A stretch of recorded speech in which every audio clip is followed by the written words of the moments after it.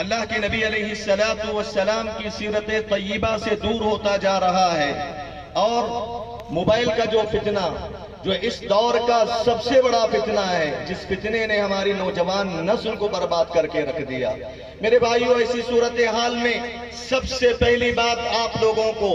آپ سبھی حضرات کو بحیثیت باپ ہونے کے، اور سبھی خواتین کو بحیثیت ماں ہونے کے، میں یہ بات کہنا چاہتا ہوں، اپنے بچوں کی صحیح تربیت کریں اور اپنے بچوں کو موبائل کے فتنے سے بچائیں، اپنے بچوں کو اس دور میں آنے والی جو بھی فتنے ہیں اس سے بچانے کی کوشش کریں۔ اور یاد رکھیں، آپ نے اگر اپنے بچوں کی صحیح تربیت کی، آپ نے اسلام سے ان بچوں کو جوڑ لیا، آپ ہر قسم کے فتنوں سے اپنے بچوں کو بچا لیا،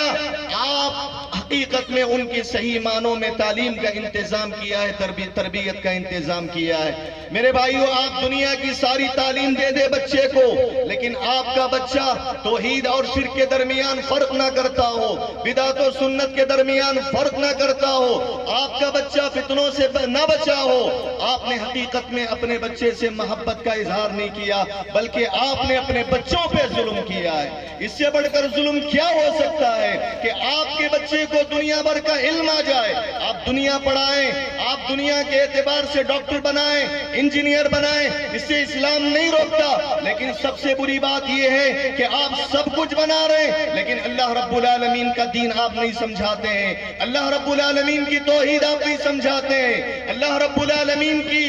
خوش کرنے والے کیا کام ہیں، اللہ ہمارے وہ کون سے کام ہیں جس سے ہمارا رب ہم سے ناراض ہو جاتا ہے۔ اگر آپ نے یہ نہیں سکھلایا، اس کا انتظام نہیں کیا، آپ نے حقیقت میں اپنی ذمہ داری کو نہیں سمجھا ہے، آپ اس سلسلے میں بہت زیادہ کوتا شمار کیے جائیں گے، قیامت کے دن اللہ کے سامنے آپ لوگوں کو جواب دینا ہوگا۔ دوسری بات میرے بھائیوں، یہ کہنا چاہوں گا کہ یہ جو میں نے رپورٹ سنا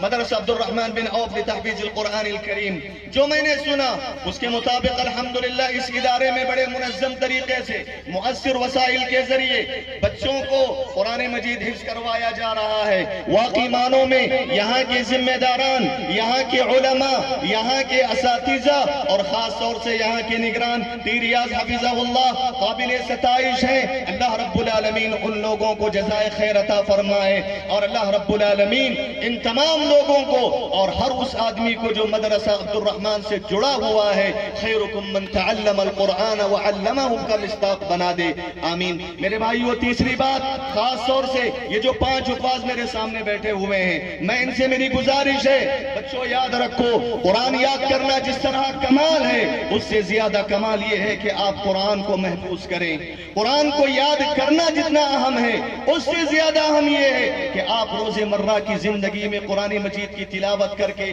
اس کو محفوظ رکھیں۔ اور یاد رکھیں، قرآن مجید کو محفوظ کرنے کا آسان سا طریقہ یہ ہے، آپ سفر کر رہے ہیں، آپ قرآن مجید کی تلاوت کریں، آپ مسجد سے نکل کر، گھر سے نکل کر مسجد کے لیے نماز کو آ رہے ہیں، اس درمیان آپ قرآن مجید کی تلاوت کریں۔ سلف صالحین عبدالعزیز سدحان نے معالم فی طریق طلب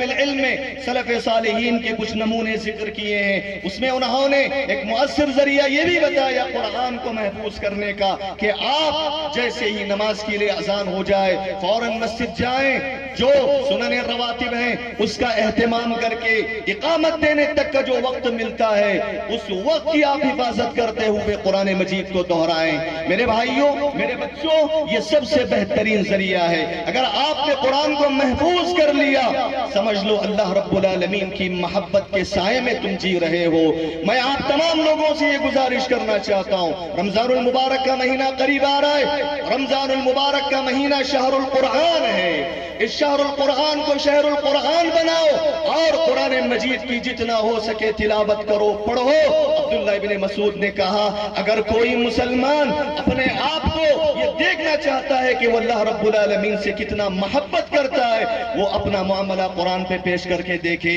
اگر وہ قرآن مجید سے محبت کرتا ہے، قرآن مجید کی تلاوت کر رہا ہے، سمجھ لیں وہ اللہ سے محبت کر رہا ہے۔ اگر اس کا معاملہ قرآن مجید سے دور ہے، کوتاہی کر رہا ہے، سمجھ لیں اللہ رب العالمین کی محبت حقیقت میں اس کے دل میں نہیں ہے۔ میرے بھائیوں، شاید میں سمجھ رہا کہ 2-3 منٹ لے لوں، شاید اور 1-2 منٹ زیادہ ہو گئے۔ میں اللہ رب العالمین سے دعا کرتا ہوں کہ رب العالمین ہم سبھی حضرات کو جو باتیں میں نے کہی سب سے پہلے اپنی ذات کے لیے اور آپ تمام لوگوں کے لیے اللہ رب العالمین ان پر عمل کرنے کی توفیق عطا فرمائے. آمین. وآخر دعوانا الحمدللہ رب العالمین.